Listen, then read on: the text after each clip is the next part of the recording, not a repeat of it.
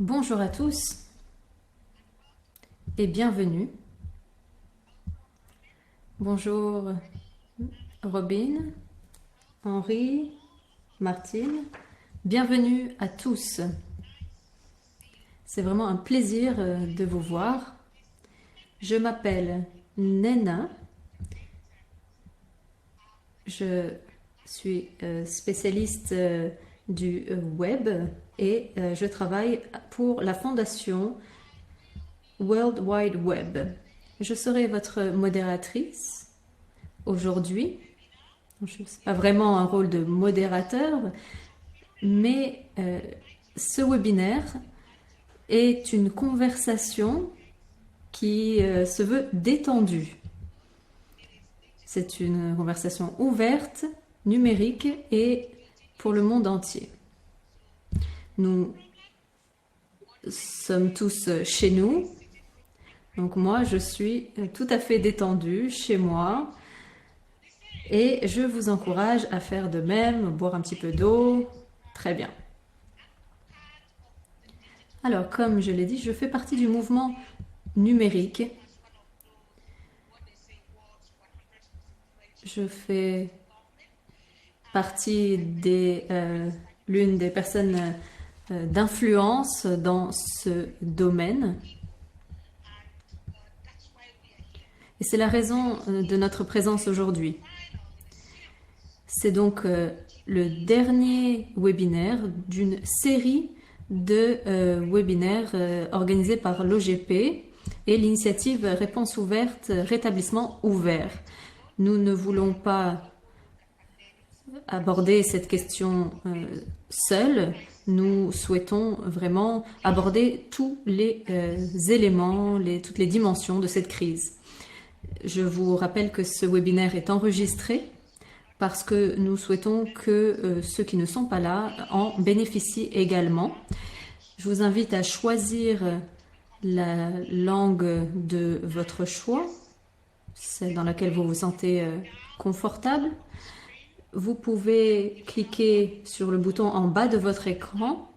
Si vous êtes connecté via l'application, vous allez pouvoir voir une petite icône plus. Sur votre ordinateur, vous allez voir une petite bulle. Si cette fonction n'est pas disponible, la langue par défaut est l'anglais.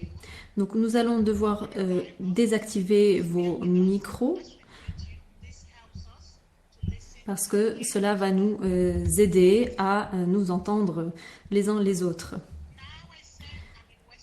Alors, moi je suis en Afrique de l'Ouest.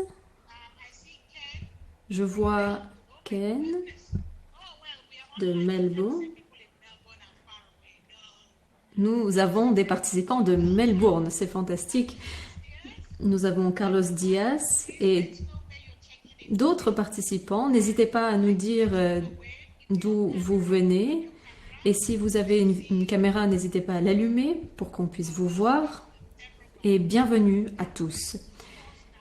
Je vais faire une pause.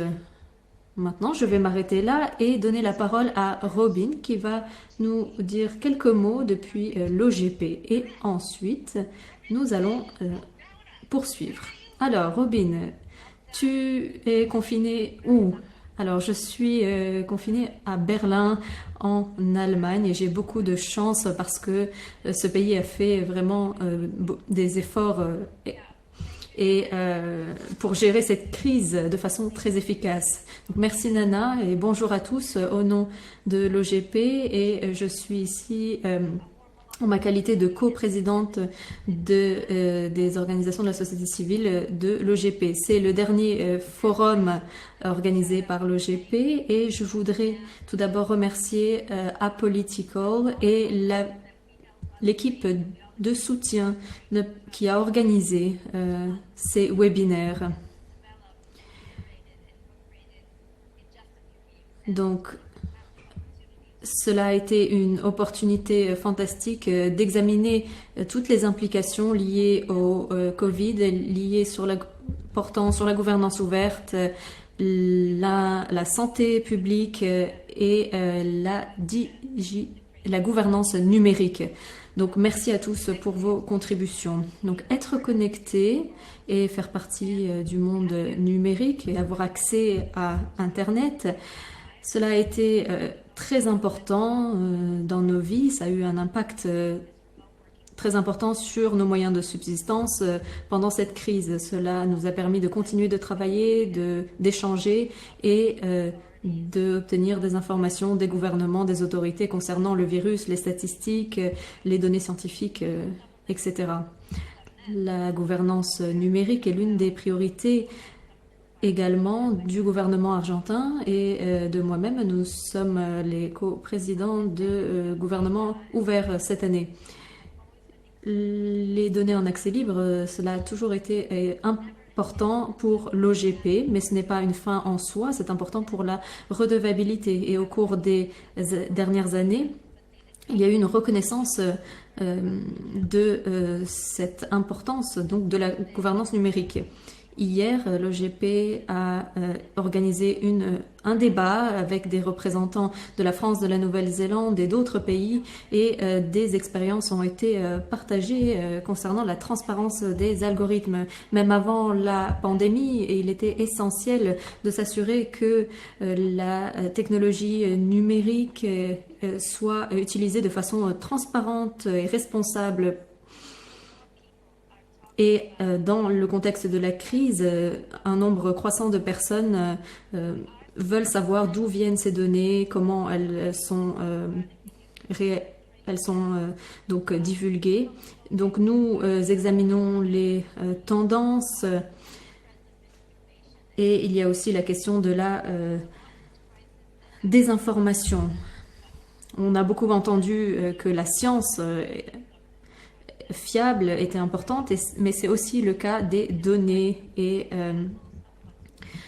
du numérique. Donc, cette session va nous permettre de voir ce qui fonctionne pas. L'OGP peut vous soutenir dans ce travail.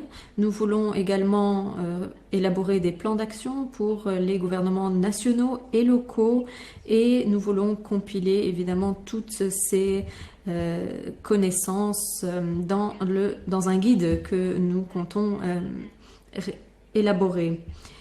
Donc merci à tous et je donne la parole à Nena. Je vous souhaite des débats fructueux.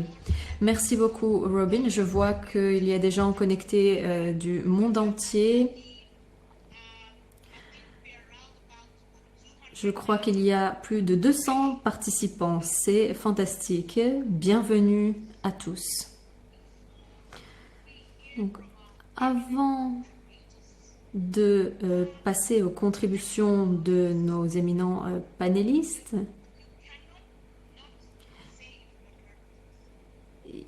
il faut d'abord dire que ce sujet, tout le monde en a déjà entendu par là, mais ce que la pandémie a mis en avant, c'est l'importance de ce sujet pour le traçage de l'information, pour que les individus obtiennent des informations en temps réel, pour les relations gouvernement et citoyens. Tout cela a été affecté, ainsi que le contrôle des citoyens de leur gouvernement. Il y a aussi la question des risques. Et nous avons aussi vu des voix qui ont signalé des cas de non-respect de droits liés au numérique. Donc, les gouvernements, les autorités ont donc de nombreux défis à relever. Donc, aujourd'hui, nous allons nous concentrer sur la gouvernance numérique. Où que vous soyez, vous ne pouvez pas éviter le fait que le numérique est devenu un mot phare de cette pandémie. J'ai travaillé dans le cadre d'une autre conférence et un intervenant a mentionné le fait que plus le degré de numérisation était important et plus il était possible de minimiser l'impact de cette pandémie jusqu'à 75%.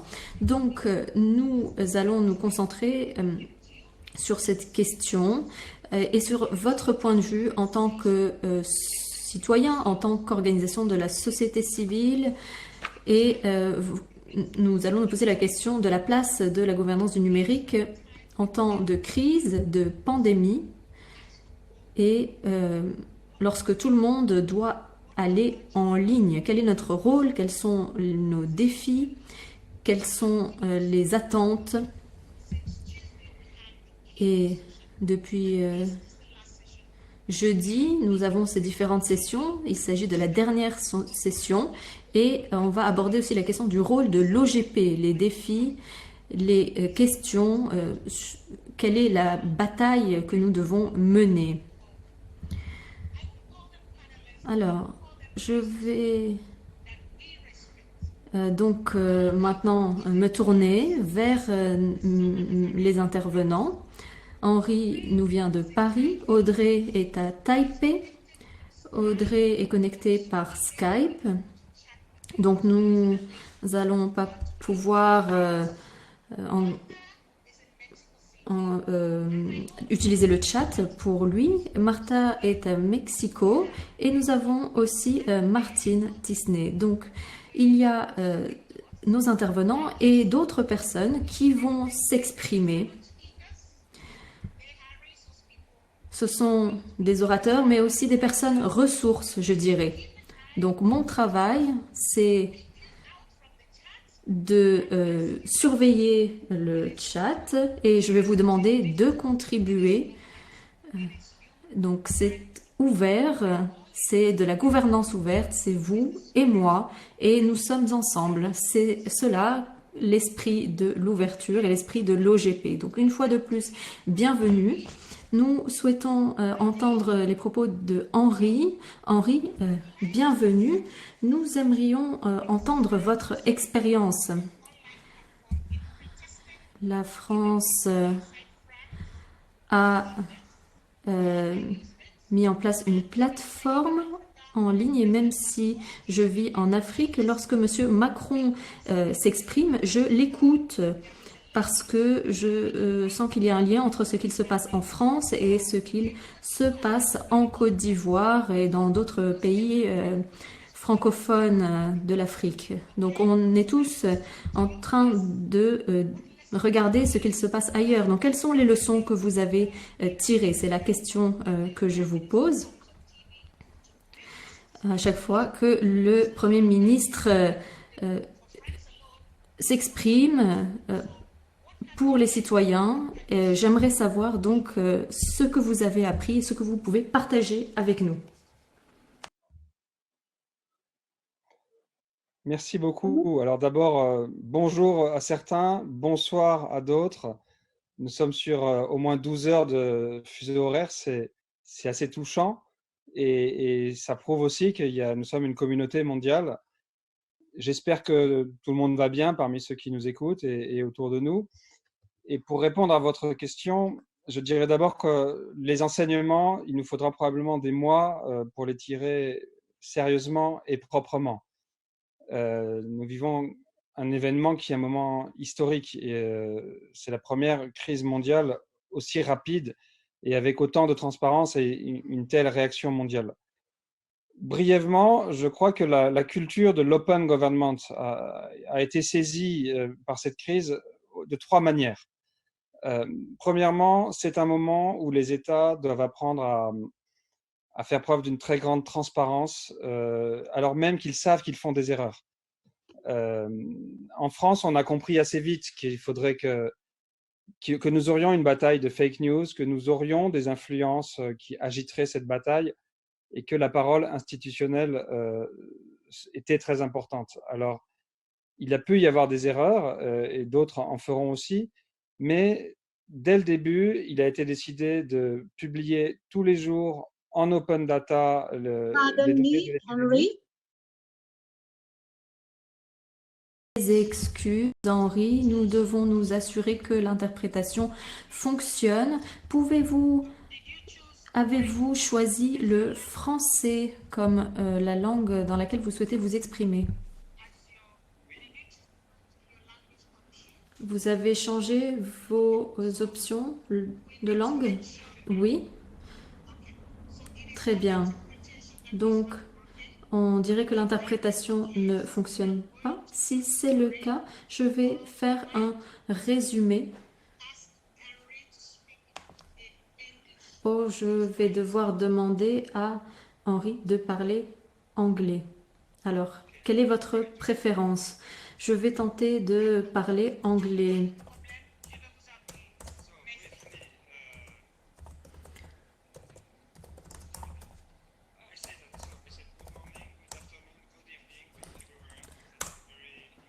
Donc j'ai dit bonjour à tous. C'est un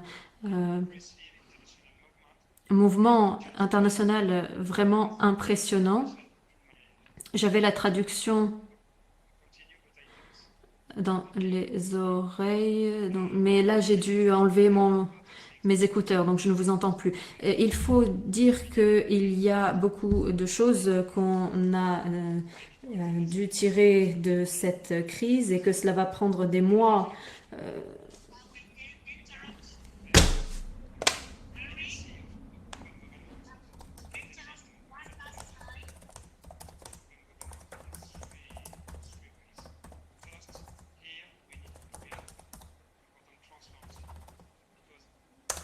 Alors, tout d'abord, il nous faut faire preuve de transparence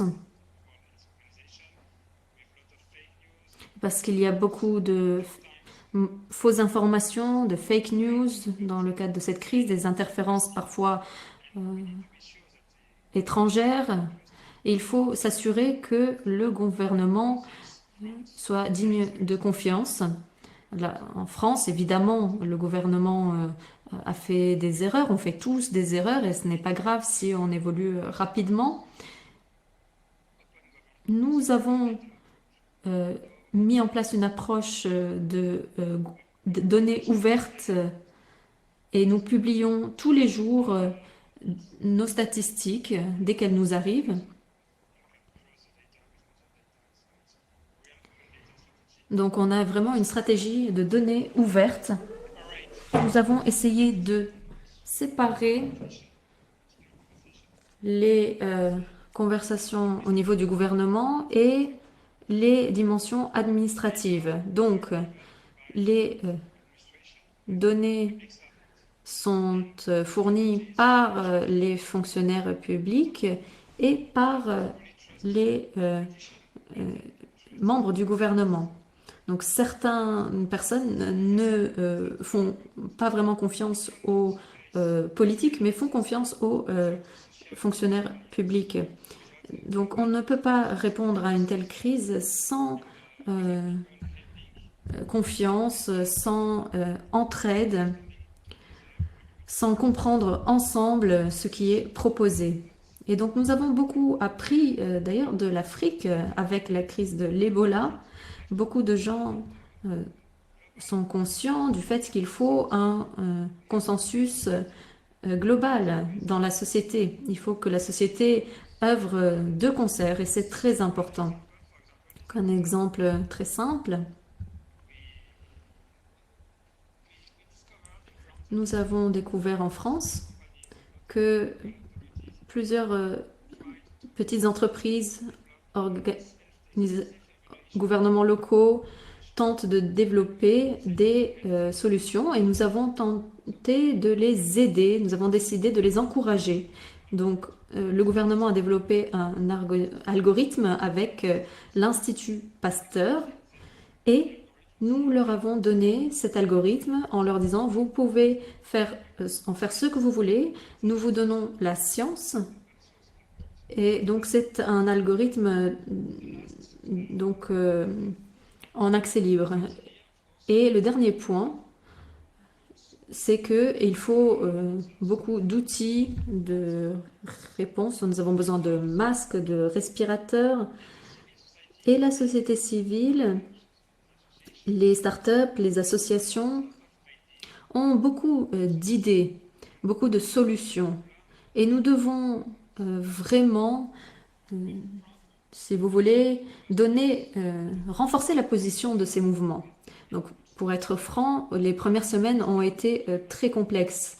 Maintenant, nous commençons à travailler sur une stratégie en accès libre, par exemple, avec les hôpitaux. Donc, les hôpitaux ont développé une plateforme et nous partageons sur cette plateforme nos besoins, les besoins, et nous encourageons la société à nous aider. Pour conclure, l'Organisation internationale de la francophonie a ouvert un réseau avec l'Afrique et maintenant, mm, il y a donc 1300 fabricants en Afrique, dans plus de 15 pays, et nous interagissons avec eux au quotidien pour renforcer la coopération et pour développer des réseaux importants. Et c'est une partie fondamentale de la solution à l'épidémie. Merci beaucoup, Henri. J'ai compris que l'interprétation a repris. Alors, nous nous excusons. Vous pouvez choisir vos langues. Vous continuez d'interpréter vers l'anglais, le français et l'espagnol. Voyons maintenant Audrey. Audrey, comment ça se passe au Taïwan? Qu'en est-il?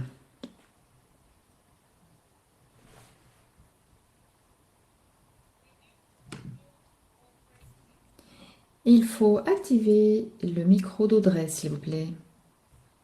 C'est mieux maintenant? Vous m'entendez? Est-ce que le son passe bien? L'interprète français acquiesce. Parfait, je suis heureuse d'être ici avec vous et de partager avec Taïwan la situation. Il n'y a plus de confinement et depuis 4 semaines, il n'y a plus de confinement. Il y a des jeux de baseball et demain, il y aura 1000 personnes qui seront dans le stade. Nous allons bien et nous avons fait don d'un certain nombre de masques à la communauté internationale. En l'espace de 5 minutes, je voudrais vous montrer comment fonctionne la connexion. Je me suis connectée par Skype, donc je dois utiliser cette approche analogue et je montre mon écran à la caméra. Nous avons été en mesure de bien maîtriser le coronavirus avec l'innovation sociale. Ce sont des personnes de tous bords qui ont participé et c'est la pierre angulaire du système de réponse de Taïwan. Il y a 3 mots-clés: la confiance, la vitesse et l'amusement. Bon nombre de pays ont commencé à contrer le coronavirus cette année et nous avons commencé l'année dernière. Nous avons un professeur qui a donné l'alerte l'année dernière. Il a d'ailleurs été puni par les incitations. Et au Taïwan, ils ont reposté ce qu'il a dévoilé et c'était donc un informateur, il a lancé l'alerte et ensuite l'alerte a été donnée que tous les passagers qui vont à Taïwan depuis Bhutan doivent passer une inspection. Donc ça veut dire 2 choses au niveau de la gouvernement transparent. La société civile fait suffisamment confiance au gouvernement et vice-versa, qui pense que le gouvernement va prendre les mêmes mesures que pour le SRAS, c'est-à-dire être ouvert, et le Taïwan est avec la nouvelle Nouvelle-Zélande, l'un des deux seuls pays où l'on a des droits, des libertés. Nous gardons une idée ouverte pour les nouvelles idées et c'est la raison pour laquelle aujourd'hui encore, nos écoles sont ouvertes. Tous les jours, notre centre de pilotage tient une conférence de presse. C'est important. Cela montre toutes les nouvelles idées de la société civile. Il suffit de composer ce numéro 1922 et donner les idées. Il y a des gens qui ont appelé, qui ont dit, tiens, ils connaissent leurs voisins. Il y a un jeune garçon qui ne voulait pas aller à l'école car les écoliers se sont moqués de lui car il avait un masque rose. Et le lendemain, tout le monde dans la conférence de presse a porté un masque rose pour ne pas faire de différence de genre. C'est une innovation sociale que de ne pas faire de différence entre les genres.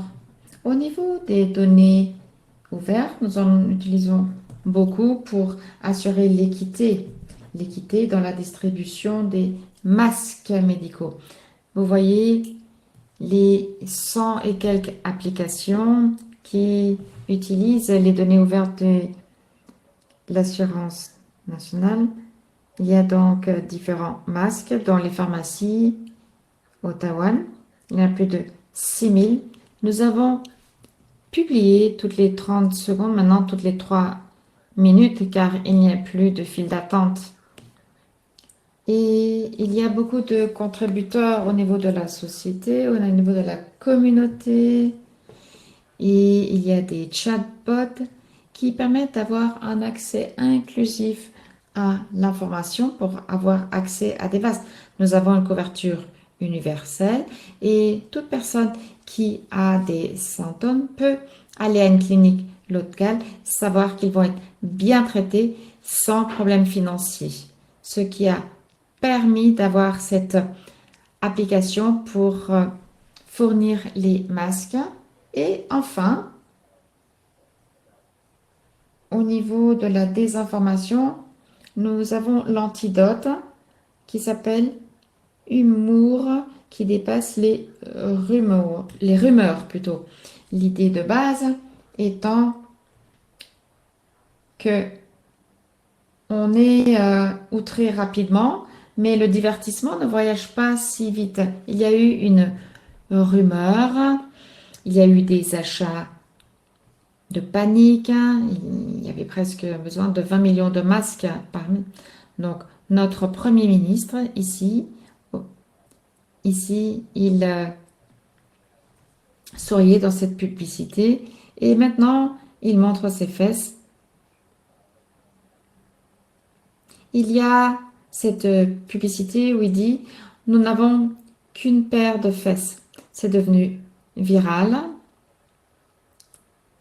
Les masques médicaux viennent de matières qui sont produites au Taïwan. Donc, il n'y a pas lieu d'achat de panique. Il n'y a pas de censure non plus. Et nous sommes rendus compte que ceux qui ont lancé cette rumeur, ce sont les revendeurs de mouchoirs. Maintenant, chaque jour, on rappelle les règles après chaque conférence de pièces, la distanciation sociale, d'éternuer dans son coude, etc. Vous pouvez lire davantage d'informations sur taiwancanhelp.us. Et donc, l'idée est d'avoir plein d'informations pour contrer le coronavirus au Taïwan. Vous êtes formidable, Audrey. Merci, merci beaucoup. Pourrais-je avoir un masque rose, s'il vous plaît? Je pense que tous ceux qui ont participé à ce webinaire devraient avoir un masque rose. Alors, nous avons un afflux de questions. Nous les notons. Il y a une question de mots qui parle de ce que font les gouvernements pour qu'on n'oublie pas les groupes de femmes et les groupes minoritaires, les groupes ethnique. Nous avons une autre question de Nigeria qui demande si on peut inclure les communautés locales dans la gouvernance numérique. Et on a également Setou de la Côte d'Ivoire qui pose la question de voir comment inclure ceux qui ne sont pas connectés. Nous allons noter toutes les questions. Et j'ai également une question pour vous. Ne pensez pas que je ne fais que parler. Je pose aussi des questions. Auparavant, nous allons écouter Martine. Martine, êtes-vous à Londres ou sur la Lune? Où êtes-vous? Où êtes-vous confiné? Bienvenue. Martine, pouvez-vous réactiver votre micro, s'il vous plaît?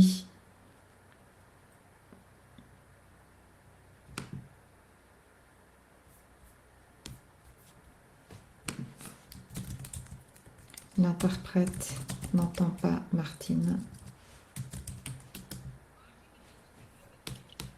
Martine, nous ne vous entendons pas. Pouvez-vous reprendre? Pouvez-vous augmenter le volume, s'il vous plaît?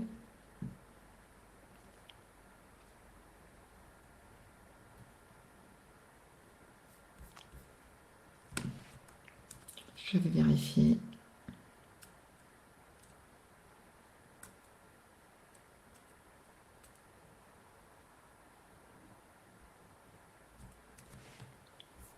Alors, je vais vous demander un instant. Martine, vous êtes sur muet? Non, vous avez désactivé le bouton muet, mais on ne vous entend quand même pas. Alors, je vais demander à Mike, qui est l'autre intervenant, et pendant ce temps, nous allons gérer le problème de Martin.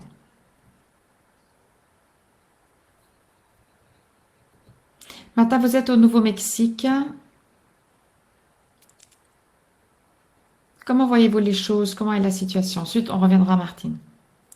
Merci. Pouvez-vous répéter la question, s'il vous plaît? Vous avez lutté contre la désinformation depuis la société civile. Nous avons entendu quelqu'un du gouvernement. Maintenant, on aimerait avoir votre avis et ensuite on écoutera Martine. Vous avez mené beaucoup de luttes et alors, il y a Covid-19 et vous avez vos propres luttes, vos propres batailles. Qu'avez-vous vu? Quels sont les enseignements que vous avez tirés? Merci beaucoup à tous les organisateurs de m'avoir invité pour faire partie de ce panel. L'une des choses que nous avons vues dans la lutte contre la désinformation, comme l'article 19, c'est une organisation qui lutte pour la liberté d'expression et la liberté d'information. Aussi, pour nous, il est important de dire que toutes les expressions sont couvertes par ces droits et ce n'est pas parce que quelque chose n'est pas vérifié ou ne vient pas d'une source fiable, cela ne veut pas dire que ce devrait être interdit au niveau de l'Internet ou des médias. Cela a réellement été une lutte. Je ne veux pas donner une notion négative avec le mot désinformation, mais nous avons eu une approche pour avoir davantage d'informations, pour voir comment nous pouvons développer des outils au sein de la société pour qu'ils puissent avoir davantage d'informations et de mettre en relief les sources vérifiables et celles qui ne le sont pas.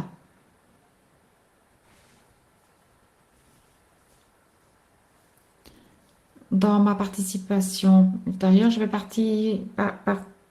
faire part des technologies de surveillance et des applications qui impliquent des risques sérieux quant aux droits de l'homme. Merci beaucoup. Voilà. Merci beaucoup. Alors, est-ce qu'on a pu récupérer Martine? Il faut réactiver son micro. Est-ce que vous m'entendez?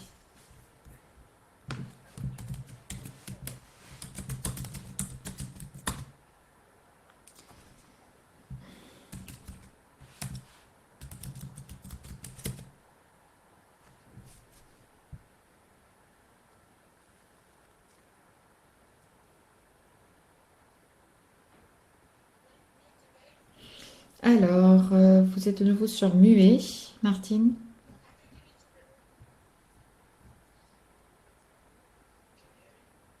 M'entendez-vous? Maintenant, ça va.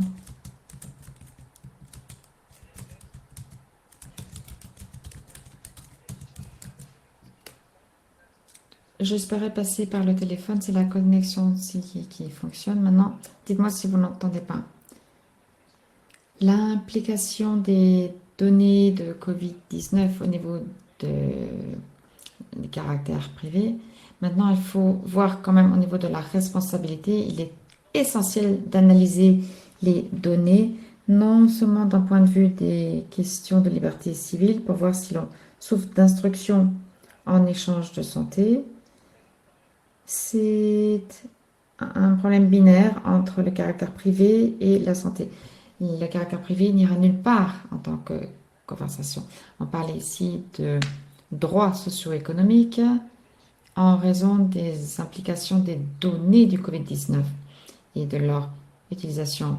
Au cours des 5 dernières années, au niveau des données sur les groupes, la société, c'est là où ce sont les groupes les plus vulnérables qui prennent cher. Je suis intéressée d'apprendre comment l'on peut s'assurer qu'il y ait des garde-fous autour de l'utilisation de ces données liées au Covid-19, qu'elles ne soient pas données au niveau d'une décision pour le chômage, les crédits, l'éducation des emplois, alors qu'on voit des décisions automatisées. Ce qui est important, c'est non pas de l'analyser comme problème individualiste mais collectif. Je travaille essentiellement à comprendre l'impact de ces données collectives. Souvent, lorsque l'on parle de données, ce sont des données importantes, mais souvent les réglementations, la société civile sait comment mieux les gérer. Si les gens connaissent mon âge et de ce fait me discriminent par rapport à un emploi, bon, on a 107 lois de protection des données, il y a des lois antidiscriminatoires au niveau de l'emploi. Bon, on peut gérer ça. Ce qui me préoccupe le plus par rapport au travail universitaire, ce sont des préjudices liés aux données par rapport à mon comportement. Car, par exemple, quelqu'un qui ne serait pas bien au travail à cause de ses habitudes d'achat ou par rapport aux personnes avec lesquelles ils sont en lien, qui a du Covid-19 ou qui pourraient avoir cette maladie. Là, il faut vraiment faire très attention. Dès que ces données liées au Covid-19 entrent dans cet ensemble de données, là, je pense qu'il faut commencer à réfléchir à cela.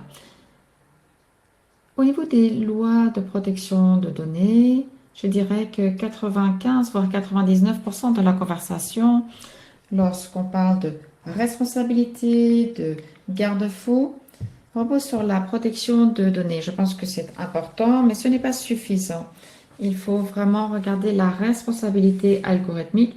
Il y a peu de pays dans le monde qui ont des lois, la France étant l'un, avec la loi Le Maire, qui se concentre sur des décisions administratives et qui donne aux gens la possibilité de savoir s'il y a une décision qui a été prise et qui a un impact sur elle. Et ensuite, il y a des données ouvertes sur ces décisions, la source et la façon dont cette décision a été prise. Donc il faut vraiment se concentrer sur le secteur privé. Et il y a la question des lois RGDB. Je ne vais pas rentrer dans le détail, mais je pense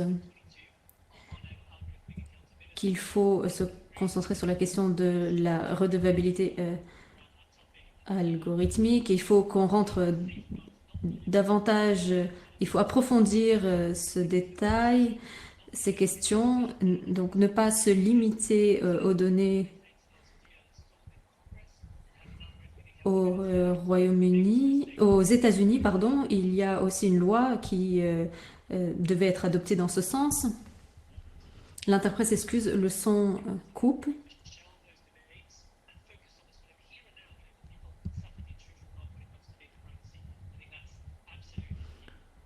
Merci. Alors, merci infiniment, Martine.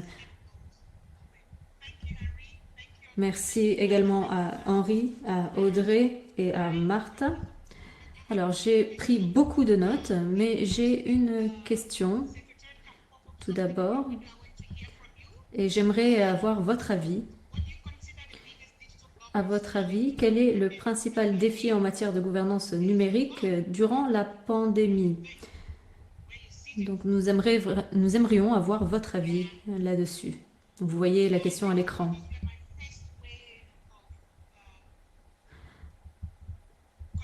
Alors, je vous l'ai dit, vous êtes donc les premiers contributeurs. Nous allons entendre maintenant d'autres contributions. L'idée est d'entendre également votre avis pendant que nous votons, répondons à cette question. Donc, je vais d'abord appeler de vieux amis du secteur. Alors, j'aimerais avoir votre avis. Qu'avez-vous entendu? Que pensez-vous de cette question? Alors, il nous reste encore une minute. Dans une minute, je vais donner la parole à Matthew. Matthew, vous nous appelez de d'où? Et qu'avez-vous entendu concernant le sujet de la désinformation ou des fausses informations? Alors, moi, je suis à Toronto, au Canada. Je travaille dans une organisation basée à Toronto qui s'appelle iFlex. Nous sommes une organisation qui travaille sur la liberté d'expression. Nous sommes un réseau composé de plus de 100 organisations. Et ce qu'on entend d'un nombreux membres concernant l'impact des fausses informations, de la désinformation, c'est l'impact sur les journalistes, sur la société civile, les défenseurs des libertés et leur travail. Donc je pense qu'il faut réitérer le fait que des rapports fondés sur les faits sont essentiels pour protéger les populations et c'est vraiment vital pour affronter cette pandémie. Donc il faut un niveau élevé au niveau des normes. Il y a beaucoup de problèmes liés à tout ce qu'on entend concernant ces théories du complot. Il y a beaucoup d'air qui est brassé, les risques de propagande également, les questions aussi d'incitation à la haine raciale qui constituent un risque dans ce contexte. Donc c'est important de communiquer des informations de santé aux citoyens et qu'il y ait des mécanismes de retour d'informations pour notamment améliorer les politiques publiques. Donc c'est important de souligner que ça ne devrait pas être un compromis entre la santé et le respect des droits, mais qu'il faut protéger la liberté d'expression et dans ce contexte, comme l'a rappelé ma collègue Martha. Donc c'est essentiel de pouvoir communiquer des informations clés pour que tout le monde soit en sécurité. Alors, concernant les défis qui sont liés aux fausses informations, à la désinformation, les journalistes ont été confrontés à différentes menaces pendant qu'ils faisaient leur travail pendant la crise. Il y a de nombreuses attaques qui sont souvent alimentées par les gouvernements. Certains journalistes ont été censurés alors que ces informations sont critiques. Très bien. L'OGP a également un guide concernant le droit à l'information dans le contexte du Covid. Cela peut nous donner un petit peu de contexte sur ce sujet. Maintenant, le prochain intervenant, où êtes-vous? De quel pays nous appelez-vous, monsieur? Bonjour, bonjour à tous ou bonsoir à tous. Moi, je suis basée à Paris. J'ai entendu de très bonnes interventions. Alors, quelques commentaires tout d'abord concernant certains pays, ce qu'ils font, donc des pays de l'OCDE.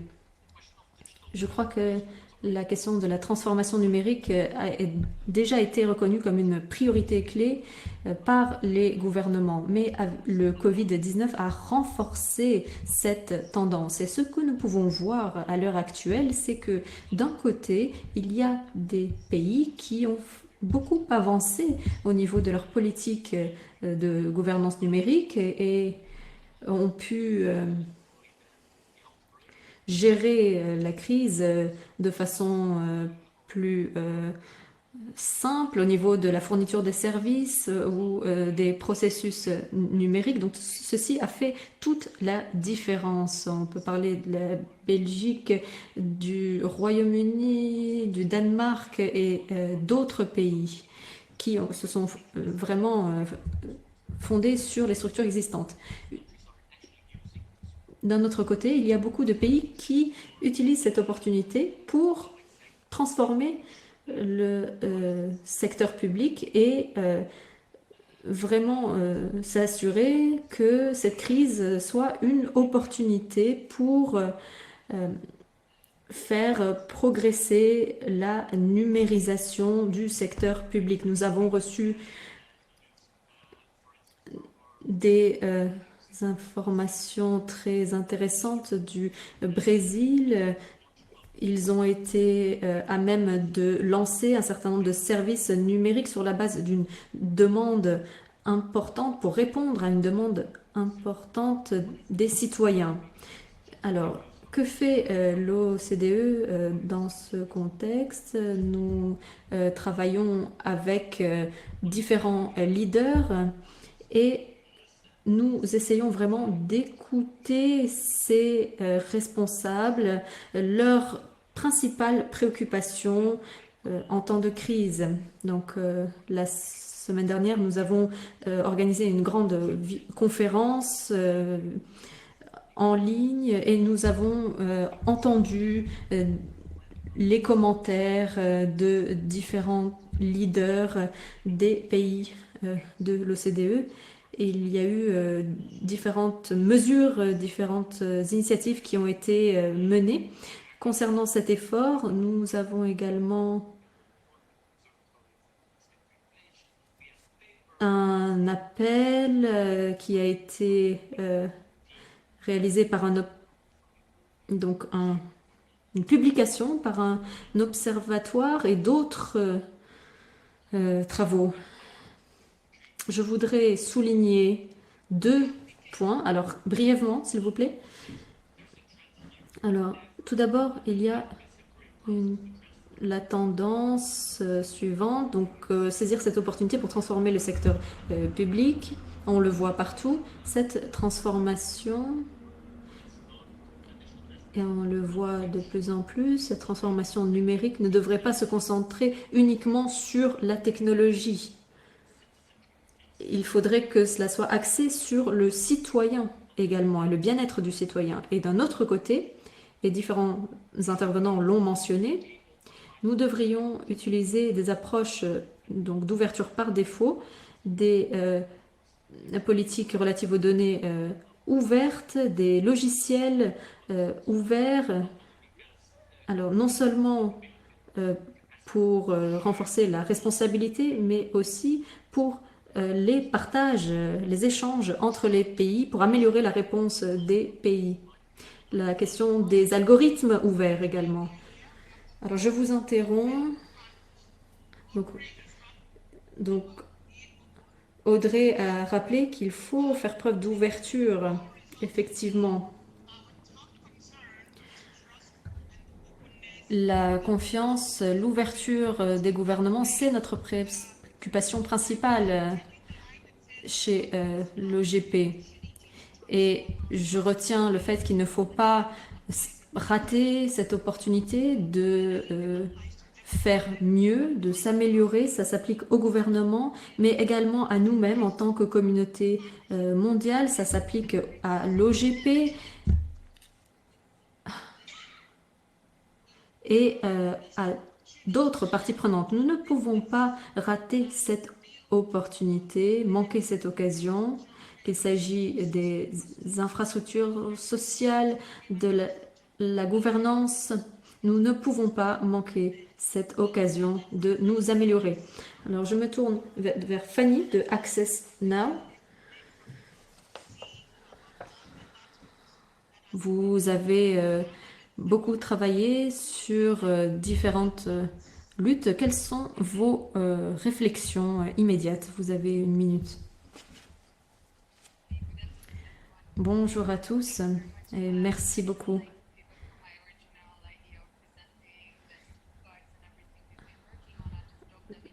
Je voulais présenter notre travail et je l'ai fait dans le chat, mais je voudrais en fait maintenant rebondir sur ce que Martine venait de dire concernant notamment la reddition de comptes. Comme vous le savez, il y a beaucoup de débats en cours sur comment faire que tous ces outils soient contraignants. Il y a la question d'une évaluation et il y a un papier de consultation européen qui circulent et on voit qu'il y a des résultats qui ressortent de ces processus et c'est particulièrement important pour Toronto parce que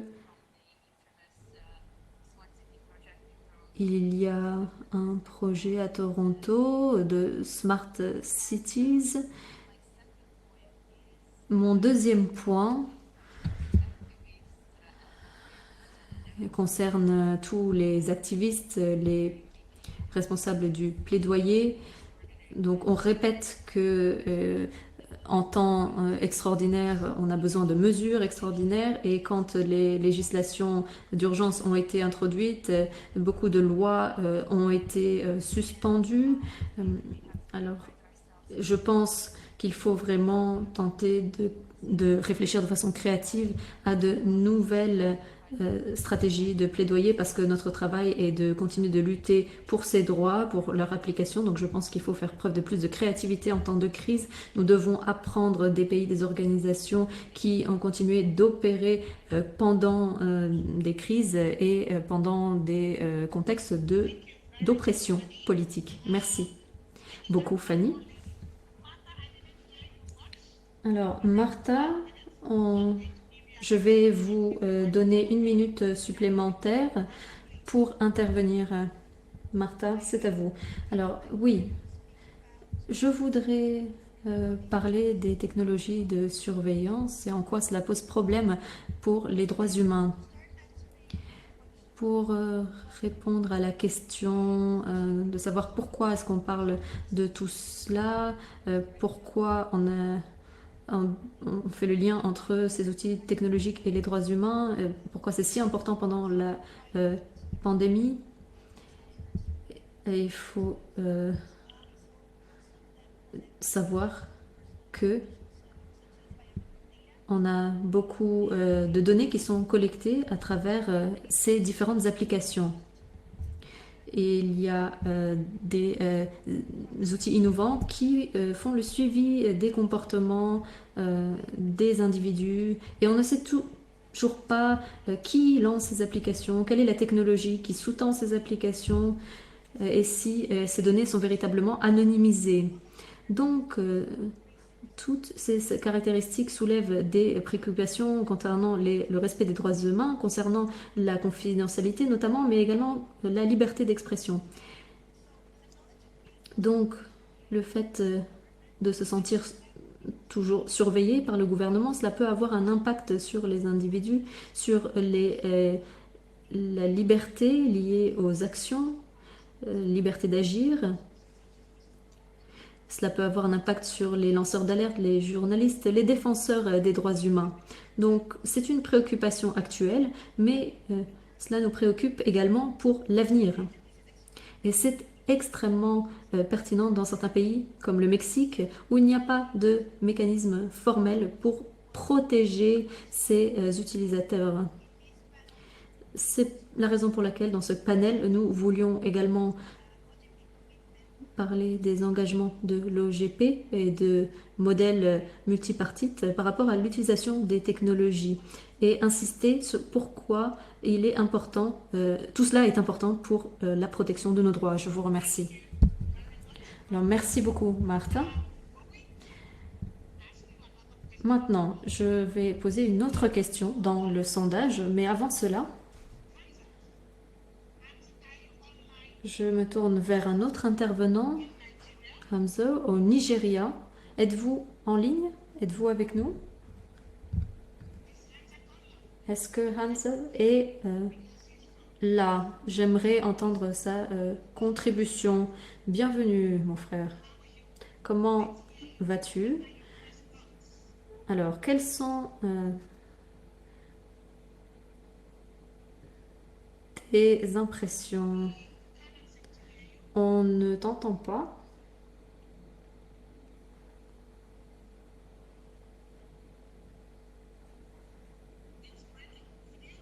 Alors, ça coupe. Est-ce que vous pouvez essayer d'enlever vos écouteurs et de parler directement? Ok. Vous m'entendez? Oui. Fantastique. Donc, alors, la question d'un indice au Nigeria. L'interprète s'excuse, le son est mauvais.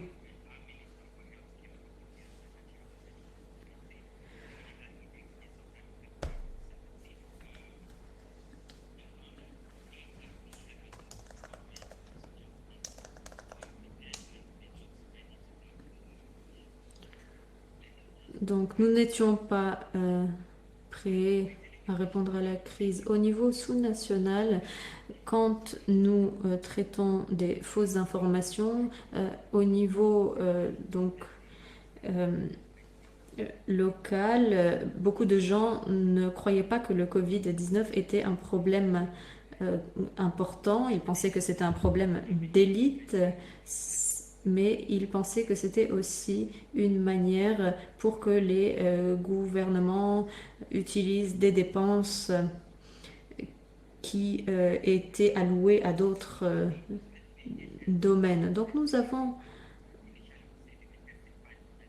commencé à dialoguer avec différentes villes et encourager les tests.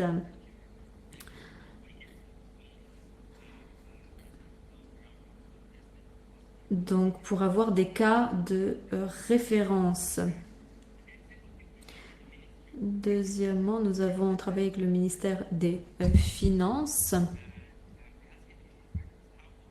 Nous lui avons demandé combien de ressources ont été allouées au Covid-19. Nous n'avons pas pu obtenir cette information. Il y a eu beaucoup de fausses informations. On parlait de 60 milliards. Le gouvernement a pris beaucoup de temps à répondre et ensuite on a eu un autre chiffre, 301 milliards. Hier, nous avons eu un webinaire avec les responsables des marchés publics et d'autres organisations de la société civile. Et aujourd'hui, il y a des engagements qui ont été pris par le gouvernement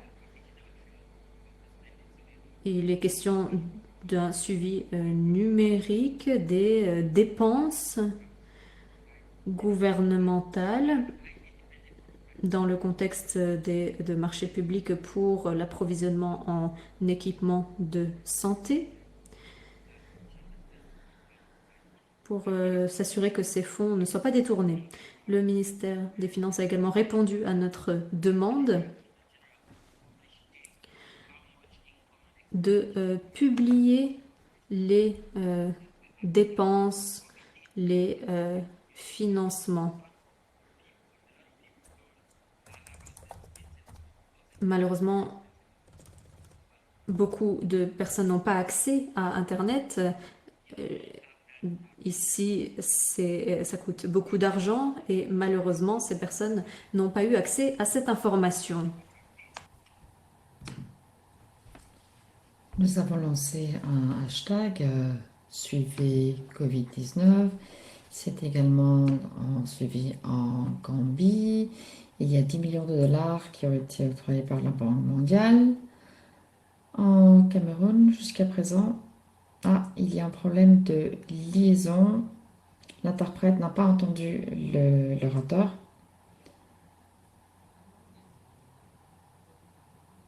Nous obtenons des données.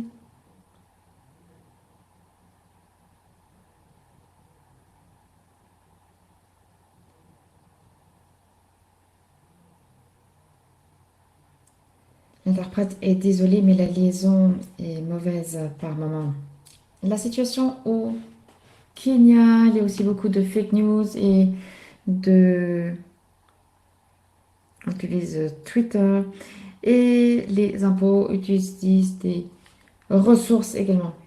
Enfin, au Zimbabwe, nous aidons les gouvernements. Ah, merci, merci. C'est bien, vous avez bien couvert les points. Il y a beaucoup de questions et je ne sais pas comment les contributeurs principaux vont les adresser. Il y a une transparence au niveau du budget. On veut contrer la désinformation, la transparence dans la gestion au quotidien, la sécurité des données. Il y a la confiance. Après, la confiance est bien ancrée en Taïwan. Comment est-ce qu'on établit la confiance? Comment gère-t-on la désinformation? Comment communiquer au quotidien? On dit qu'au Cameroun, que le président n'a rien dit. Si l'on regarde la gouvernance numérique et qu'un quart de la population n'est pas connectée, comment gère-t-on les communautés locales? Il y a tant de questions. Alors, je vais faire un rapide tour et je vais commencer avec Henri. Vous allez pouvoir parler en français. Notre interprétation fonctionne. Je vous donne 2 minutes à chacun. Je reviendrai ensuite vers vous pour un dernier moment. Notre conversation ne se termine pas ici.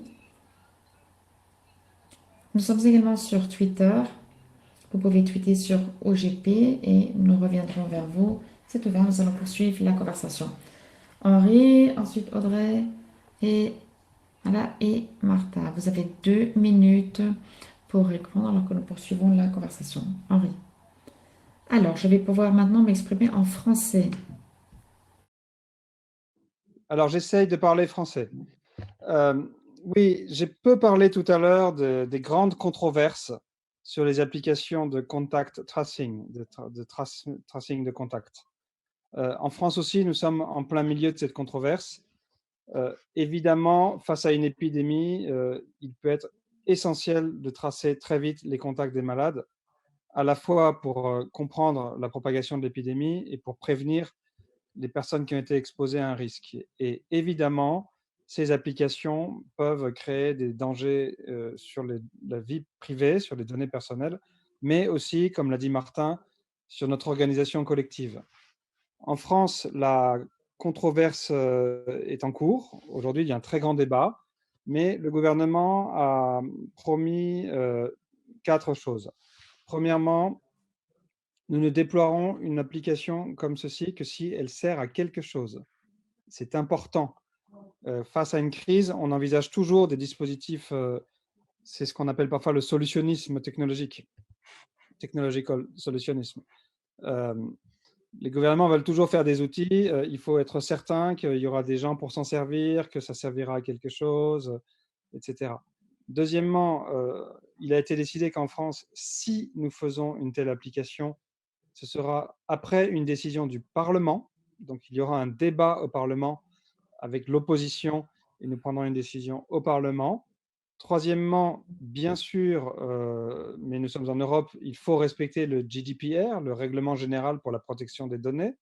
Et donc, les données doivent être effacées à la fin. Il faut des formes de consentement.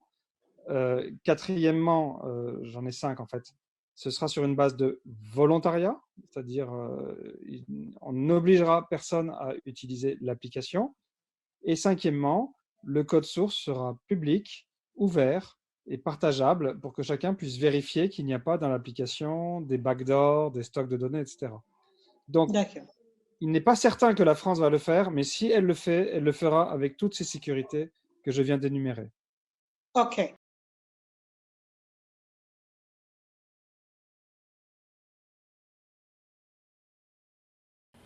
Bien, donc c'est quelque chose à noter et les mettre dans les annales d'OGP. Il est essentiel d'avoir ces lignes de conduite pour la gestion de données.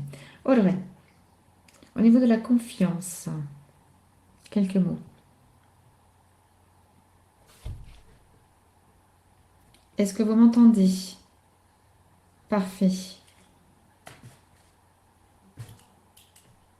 Je pense que le gouvernement doit entièrement faire confiance aux citoyens. Peu importe si les citoyens n'ont pas confiance en nous. C'est au gouvernement de faire entièrement confiance aux citoyens avec toutes les informations pertinentes, notamment au niveau de la science, où tout le monde en apprend davantage sur le Covid, et ce au quotidien. Au début, on avait l'impression que ça a recommencé au niveau du SRAS, et ce que nous avons fait, c'est d'avoir un confinement, une quarantaine au port d'arrivée. Et on est quand même une île, donc ce que nous avons fait, c'est d'avoir une barrière numérique où le caractère privé par rapport au téléphone mobile est appliqué pour toutes les personnes qui arrivent à Taïwan, et ce pendant 14 jours. 14. Nous voyons que si les signaux des téléphones vont en dehors d'un certain périmètre, il y a un SMS qui est envisagé. Mais passé ces 14 jours, nous n'avons plus ces droits constitutionnels et la vie reprend son cours. Donc c'est une délimitation très claire au niveau du confinement et de la vie normale. Taïwan n'a jamais imposé le confinement ni une droit d'urgence. Donc il faut travailler avec les limites constitutionnelles. Il faut expliquer les bases scientifiques qui reposent sur chaque mesure. Voici donc les résultats. C'est que 91% de la population qui a accepté ces ressources du CEC.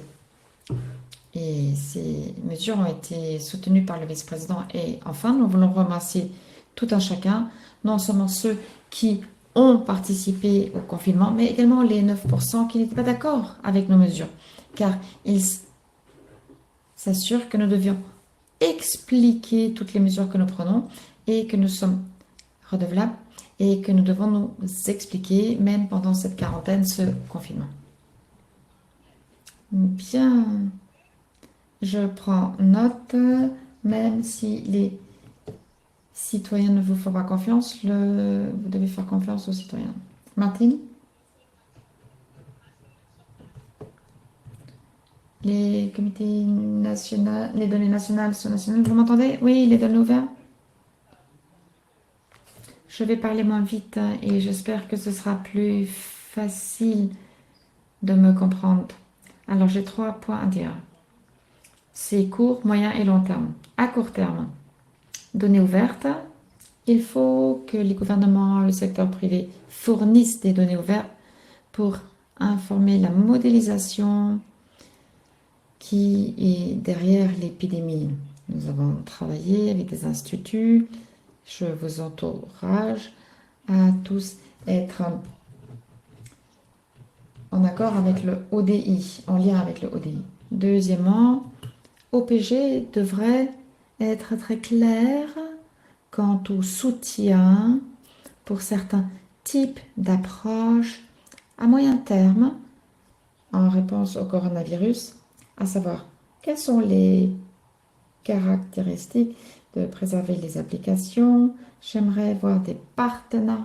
J'aimerais que l'OGP exprime la préférence par rapport à une approche centralisée ou décentralisée. À moyen terme, toujours, j'aimerais voir l'OGP soutenir des lois modèles telles que la loi développée par Lilian Edwards au Royaume-Uni et des organes de scrutinisation pour que on ait un groupe de conseillers sur la technologie et l'urgence, GATE. À long terme, et c'était mes commentaires précédents, à long terme, il faut avoir une loi numérique publique quant au modèle qui va au-delà du modèle français au niveau de la loi, s'assurer que c'est applicable à la loi et aux services publics et qui fournit une responsabilité à court, moyen et long terme. Le risque, c'est d'oublier le long terme en se concentrant sur le court terme ou qu'on ne se concentre pas sur le court terme parce qu'on se concentre sur l'année prochaine. Et ça, c'est l'équilibre qu'il faut avoir. De Colombie, le Chili nous parle également sur la loi relative à la transparence. S'il vous plaît, je lis vos commentaires sur le chat. Apportez vos questions.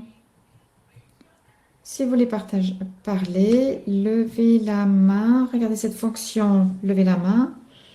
Si vous avez quelque chose que vous voulez absolument partager à l'oral et que l'écrire ne vous suffit pas. Martha.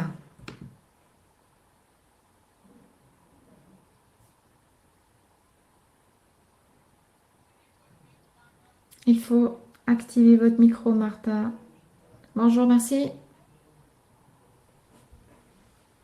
Je voulais résumer à quel point il est important de comprendre que c'est des problèmes de droits de l'homme.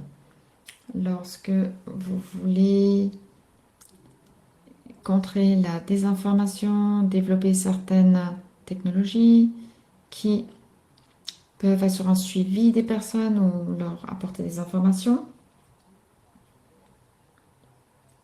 il faut toujours sous-peser tous les droits. Évidemment, en raison de la crise et par rapport au développement de ces efforts, on a le droit à la liberté d'expression, la protection de données, la liberté. Et peut-être qu'ils ne sont pas prédominants. Il faut comprendre quelles sont les conséquences. Qui fait les décisions? Qui compile les données? Comment savons-nous que la mise en œuvre de ces technologies est utile pour lesquelles elles sont créées et qu'elles ne sont pas utilisées à d'autres fins? Comment pouvons-nous comprendre que c'est un problème à l'heure actuelle, mais que ce sera également un problème à l'avenir, sûrement de réglementation, d'organes de surveillance pour stopper en général les gouvernements qui usent et abusent de ce type de pouvoir. Si nous n'avons pas ces sauvegardes, nous sommes sans pouvoir. Et c'est la raison pour laquelle OPG se bat pour développer ce genre d'accord qui va pouvoir aider la société civile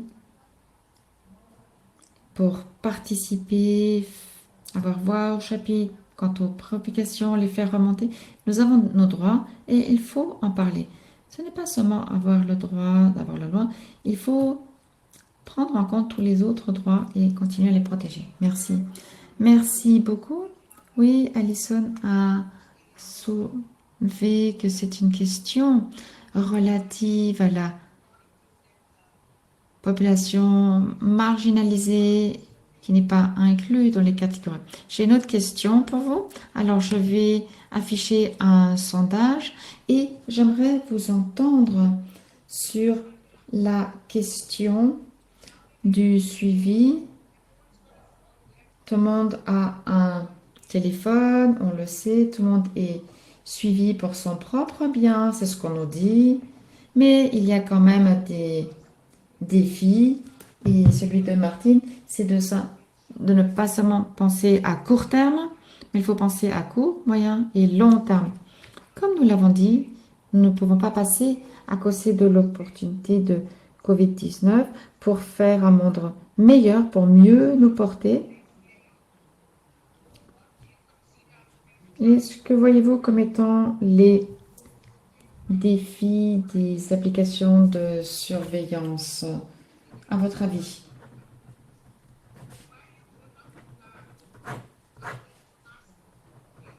Je vais vous demander alors que vous votez. C'est le dernier webinaire d'une série de OGT, qu'on vienne du secteur privé ou non. C'est le nouveau monde. Le monde post-pandémie sera un monde OPG, que vous fassiez partie de l'organisation ou non. Le monde ne sera plus jamais ce qu'il était. L'ouverture va rester, la gouvernance numérique aussi, la transparence également, les données ouvertes qui forcent leur chemin. Les choses vont changer. S'il y a une organisation dont le rôle sera plus important qu'auparavant, ce sera celui du partenariat pour un gouvernement transparent. Les questions que je vous pose, où voyez-vous l'OGP? Vers où allons-nous aller? Quelle est votre vision? Certains disent qu'il faut réaligner les objectifs, les réévaluer. Ou pensez-vous qu'il faille que nous allions dans quelle direction en tant qu'OGP? Et ce sera notre dernière partie. Je pose cette question, mettez-la sur le chat, tweetez, envoyez-nous un courriel, réfléchissez-y. Si vous avez une réponse, un lien, s'il vous plaît, inscrivez-le et nous voulons vraiment savoir ce que vous en pensez. Comment les pays, dans certains pays, ont accès aux données mobiles? Ça, c'est également une question. Nous pouvons parler de gouvernance numérique sans même avoir une existence numérique ou à la fondation World Wide Web. Nous connectons des personnes et nous pensons que la connexion à l'Internet devrait être un droit humain. Et je le mettrai sur la fenêtre OGP. Il est grand temps. C'est un droit de base, car sans cela, imaginez ce que ça pourrait être si nous n'avions pas de connexion Internet à ce moment. Où pensez-vous que nous devrions tendre? Les sondages sont là. Waouh! La sécurité des données et l'utilisation 56% des sondés. Ça nous dit quelque chose au niveau de la sécurité. Si vous voulez vous exprimer, n'hésitez pas à le faire. Il nous reste quelques minutes. Nous allons revenir vers nos intervenants pour conclure cette session. Y a-t-il des mains levées? Je n'en vois aucune. Donc aidez-moi si vous en voyez. Alors, je suis en train de lire ce que vous écrivez. Nous avons un message d'Alejandro. Oui. Qui est Marily? Ousmali, pardon. Allez-y.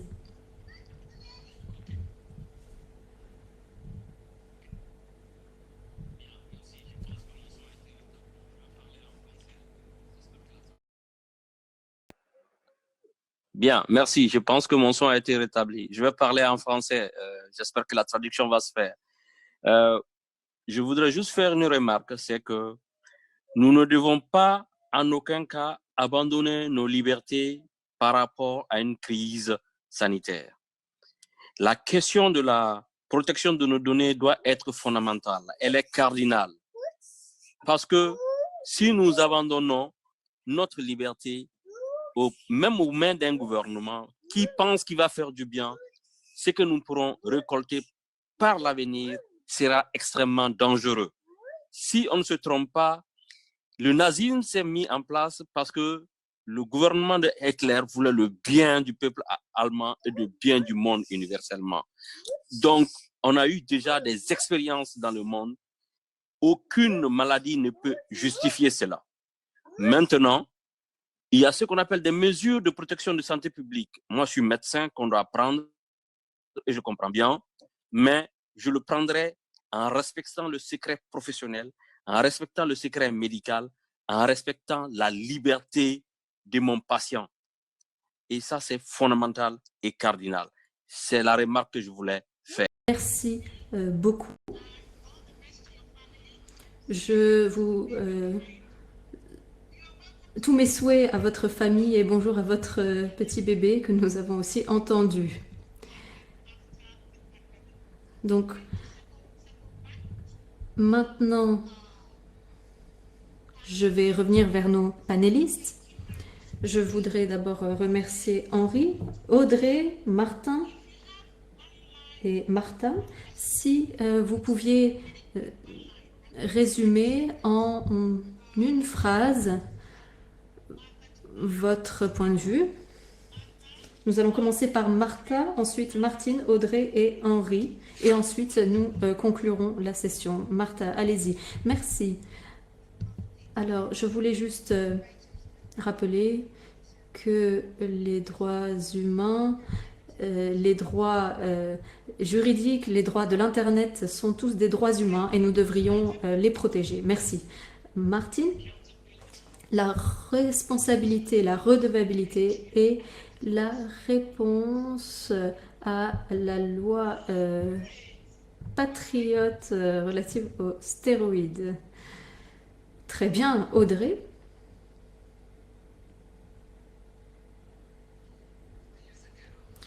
Il y a 4 ans, lorsque notre présidente était en campagne, elle a promis le haut débit comme droit humain.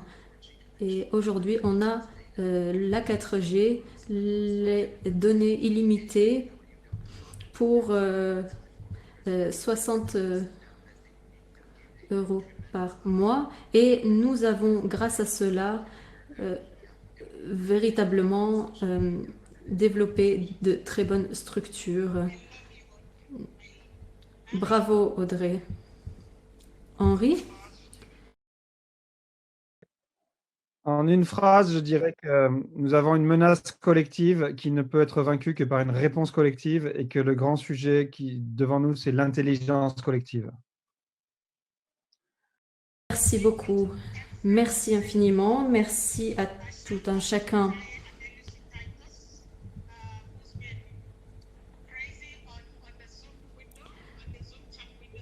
Donc, le chat a aussi été très dynamique. Donc, merci beaucoup à tous. Je vais maintenant céder la parole à ma collègue de l'OGP pour clôturer cette session. Au nom de tous nos panélistes, donc on aimerait que tout le monde puisse... Alors, je m'excuse, l'oratrice vient de crier dans le micro. Donc, merci à tous, merci infiniment. Nous avons eu une très bonne participation. Merci infiniment, merci à l'OGP. Poursuivez vos efforts d'ouverture. Nous n'avons pas d'autre choix. Donc, merci dans les différentes langues, en français, en espagnol. Merci à tous et je donne la parole à Caroline, notre co-présidente de l'OGP. Merci à tous, merci infiniment. Je vais m'exprimer en espagnol. Donc je vous recommande d'allumer l'interprétation. Donc si vous m'entendez bien, je voudrais tout d'abord vous remercier, remercier tous les panélistes et rappeler que la gouvernance numérique est une priorité, reste une priorité, et aujourd'hui, d'autant plus que jamais. Donc, je le dis en tant que coprésidente, mais parce que c'est un sujet qui est dans tous les plans de coopération. Et nous devrions dire qu'il s'agit d'une priorité parce que c'est important aussi d'avoir une réflexion sur le lien entre le numérique et la gouvernance ouverte.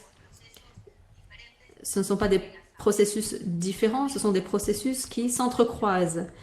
Nous savons que la gouvernance numérique est discutée dans de nombreux forums et je pense que la valeur de la gouvernance ouverte peut être utilisée pour renforcer ce débat. Il ne s'agit pas de faire des doublons, mais de développer des synergies. Il est aussi essentiel de rappeler qu'il y a des opportunités, mais aussi des risques, et que cette pandémie nous appelle à réfléchir à tout cela.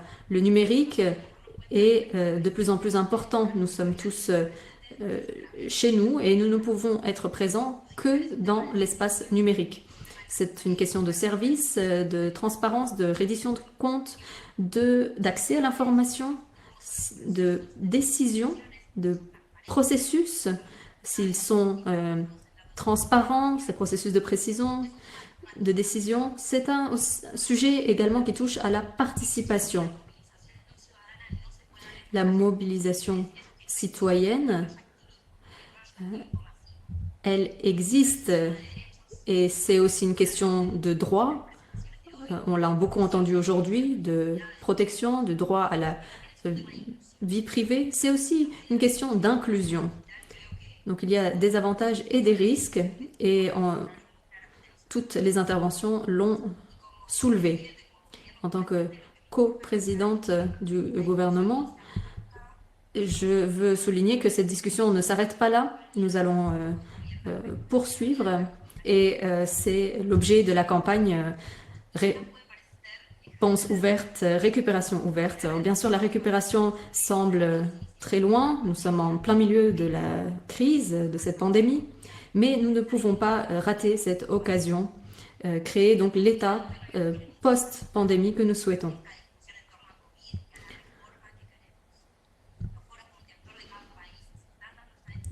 Ce sont des débats qui sont en cours au niveau de tous les forums, au niveau mondial et au niveau des gouvernements. Nous devons réfléchir aux réformes nécessaires. Donc c'est vraiment un appel pour penser à la gouvernance numérique et non seulement actuellement, mais pour l'avenir. Donc nous devons réfléchir à une réponse ouverte et une récupération ouverte. Et donc nous devons vraiment nous réfléchir au type de réformes qui permettront d'avoir cette ouverture. C'est une question de confiance dans l'État. Et enfin, je pense qu'il est essentiel de remercier les orateurs, mais également l'équipe de l'OGP. Parce que nous avons dit que nous ne voulions plus de webinaires, que plus personne ne voulait entendre parler du Covid, mais je pense que ces débats ont été extrêmement riches, très motivants, et il y a aussi beaucoup de travail qui a été fait au niveau de l'organisation, l'interprétation en simultané. Donc je voudrais vraiment applaudir tous ces efforts et j'espère que nous allons pouvoir poursuivre cette conversation parce que les choses ne s'arrêtent pas là. Il y a encore beaucoup de choses dont nous devons discuter. Merci à tous. Merci, au revoir à tous et merci beaucoup. Au revoir.